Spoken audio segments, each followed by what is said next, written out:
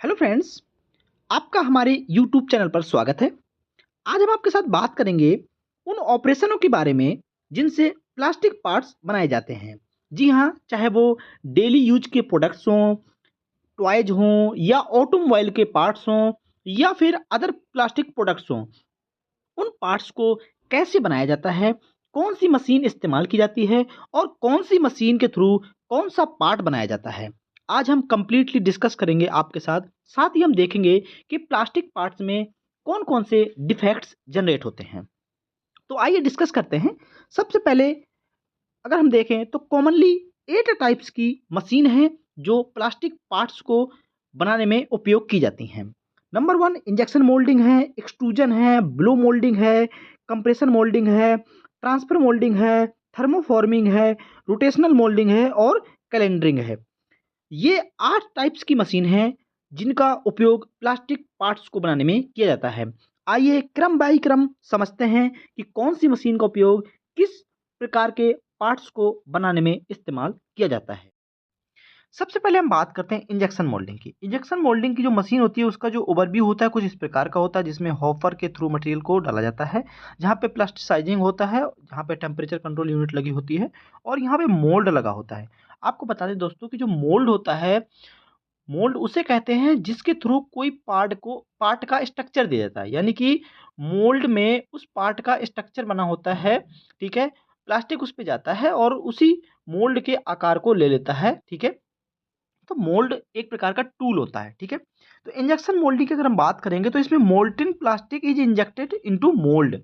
जो टूल होता है यानी कि मोल्ड होता है, उसमें क्या करते हैं कि जो पिघला हुआ प्लास्टिक होता है उसको उसमें डाला जाता है, ठीक है? यानी कि मटेरियल इसमें डालेंगे, जो टेम्परेचर होता है वहाँ से पिघल जाएगा और मोल्ड में जाएगा, ठीक है? Used for complex and precise parts, ठीक है? जो भी कॉम्प्लेक्स पार्ट होते हैं, मैं बात करूँ चाहे वो ऑटोमोबाइल इंडस्ट्री के हों या टॉयज हों या इलेक्ट्रॉनिक्स की हाउजिंग हो, ठीक है? आपने देखा होगा जो इलेक्ट्रॉनिक्स के प्रोडक्ट होते हैं बहुत ही कॉम्प्लिकेटेड होते हैं, चाहे वो पीएलसी सिस्टम से रिलेटेड हों या आपके घरों से रिलेटेड हों, ठीक है? तो अगर हम इसके एग्जांपल को देखेंगे कि इसमें क्या-क्या बनता है, तो बोतल की कैप्स बनती हैं। जो बोतल होती हैं उनमें जो कैप लगी होती है वो इसी इंजेक्शन मोल्डिंग के थ्रू बनती हैं, ठीक है? खिलौने बनते हैं आपके, इलेक्ट्रॉनिक हाउजिंग बनती हैं, कुछ ऑटोमोबाइल के कुछ प्रोडक्ट होते हैं जो बहुत ही कॉम्प्लिकेटेड होते हैं, वो भी इसके थ्रू बनाए जाते हैं, ठीक है? तो इंजेक्शन मोल्डिंग इस प्रकार से काम करती है। नेक्स्ट अगर हम देखें एक्सट्रूजन, ठीक है? एक्सट्रूजन में क्या होता है कि जो मोल्टन प्लास्टिक होता है वो पुश्ड किया जाता है थ्रू डाई, ठीक है? यहाँ पे क्या होता है, यहाँ पे हॉपर होता है, ठीक है? यहाँ पे हीटर होता है, उसके बाद ये जो होता है, यहाँ पे मोल्ड लगा हुआ है, ये ग्रीन कलर का जो आप देख रहे हैं ये मोल्ड होता है, ठीक है? तो इसमें क्या कहता है पुश किया जाता है, ठीक है? मोल्टेन मेटल को पुश किया जाता है। जैसे वो पुश करके वहाँ पे पहुँचता है मोल्ड में, तो क्या करता है कि वो अपना शेप ले लेता है, ठीक है? Produces long parts with the same shape, ठीक है? अगर हम बात करेंगे इसमें तो इसमें जो पाइप होते हैं, पाइप का इस्तेमाल जो आप घरों में पाइप बनाते हो या शीट्स होती हैं, ठीक है? उनका इस्तेमाल उनको बनाने में इस्तेमाल किया जाता है एक्सट्रूजन को, ठीक है? नेक्स्ट अगर हम देखें ब्लो मोल्डिंग, ठीक है? तो ब्लो मोल्डिंग की अगर हम बात करेंगे तो air is blown into hot plastic to form hollow parts, ठीक है? यहाँ पे एक एक्सट्रूडर लगा होता है जिसके थ्रू मटेरियल डाला जाता है यहाँ पे हॉपर के थ्रू, फिर एक्सट्रूडर एक्सट्रूडर के थ्रू मटेरियल आगे जाता है, ठीक है? फिर वहाँ पे एक हवा जो यहाँ पे कंट्रोल सिस्टम है, ठीक है? फिर यहाँ पे हवा आती है और वो हवा के थ्रू प्लास्टिक जो है वो डाई में जाता है और वहाँ पे मोल मेल्ट होता है, उसके थ्रू फिर जो भी है वहाँ पे पार्ट बनाए जाते हैं, ठीक है? तो इसका उपयोग जो है वो कंटेनर बनाने में किया जाता है, बॉटल्स, कैन्स आदि बनाने में किया जाता है, ठीक है? क्योंकि यहाँ पे एयर जाती है तो यानी कि जो कह सकते हो कि हॉलो चीज़ें होती हैं, वो यहाँ पे बनती हैं। चाहे वो बॉटल्स हों, चाहे वो कैन हो, चाहे वो कंटेनर हो, इस प्रकार की जो चीज़ें होती हैं क्योंकि एयर के थ्रू उसको हॉलो किया जाता है, ठीक है? तो ब्लो मोल्डिंग के थ्रू बॉटल वगैरह बनाई जाती हैं, ठीक है? नेक्स्ट अगर हम बात करें कंप्रेशन मोल्डिंग की, तो कंप्रेशन मोल्डिंग में क्या होता है कि heated plastic is pressed into mould.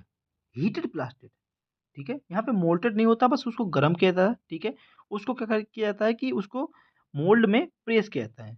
Mould में जो भी स्ट्रक्चर होता है वो उस पे कन्वर्ट हो जाता है पार्ट में, ठीक है? तो स्ट्रॉन्ग एंड थिक पार्ट्स को बनाने में इसका इस्तेमाल किया जाता है, चाहे वो इलेक्ट्रिकल कंपोनेंट हो या ऑटोमोबाइल के पार्ट हो, ओके? बड़े-बड़े आपने देखे होंगे ऑटोमोबाइल के बहुत बड़े-बड़े पार्ट होते हैं, तो उसको कंप्रेशन मोल्डिंग के थ्रू बनाया जाता है, जिसमें से मटेरियल को प्रेस्ड किया जाता है मोल्ड में, ठीक है? और वो कन्वर्ट हो जाता है स्ट्रक्चर में। नेक्स्ट अगर हम देखें ट्रांसफर मोल्डिंग। ट्रांसफर मोल्डिंग की मशीन का स्ट्रक्चर कुछ इस प्रकार दिखता है। सिमिलर टू कंप्रेशन मोल्डिंग होती है but material transferred into a closed mould, ठीक है? इसमें क्या होता है पहले उसमें प्रेस किया जाता था बट इसमें क्लोज मोल्ड के थ्रू जो है वो मटेरियल जो इसमें ट्रांसफर होता है।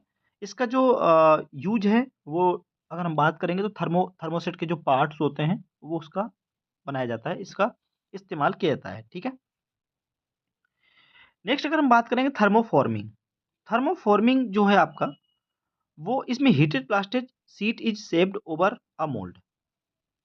इसमें क्या होता है कि बहुत ही सिंपल और ये लो कॉस्ट का प्रोसेस होता है, जिसमें से आपने देखा होगा जो डिस्पोजल कप्स वगैरह होते हैं, इसमें मटेरियल जाता है और एयर वगैरह यूज़ होती है और ये धीरे-धीरे मटेरियल जो है वो थिन पार्ट भी चाहे वो डिस्पोजल कप हों या ट्रे हों, ये सब बन के इससे निकलती रहती हैं, ठीक है? तो मशीन का जो स्ट्रक्चर होता है कुछ इस प्रकार का होता है थर्मोफॉर्मिंग में। रोटेशनल मोल्डिंग की अगर आप बात करेंगे तो रोटेशनल मोल्डिंग में जो मोल्ड होते हैं वो रोटेट होते हैं, ठीक है? और mould rotates while heated to coat the inside evenly. इसको इसका उपयोग जो होता है वो होलो पार्ट्स या यूनिफॉर्म थिकनेस के पार्ट्स को बनाने में यूज किया जाता है, चाहे वो वाटर टैंक हो या आपकी बीन हो, इनको बनाने में यूज किया जाता है। अगर हम मशीन का स्ट्रक्चर देखेंगे तो कुछ इस प्रकार का होता है। इसमें जो आपकी पानी की टंकियाँ होती हैं, उनको बनाने में इसका ज़्यादातर इस्तेमाल किया जाता है या छोटे-छोटे ड्रम होते हैं, उनका भी इस्तेमाल किया जाता है इसको बनाने में, रोटेशनल मोल्डिंग को।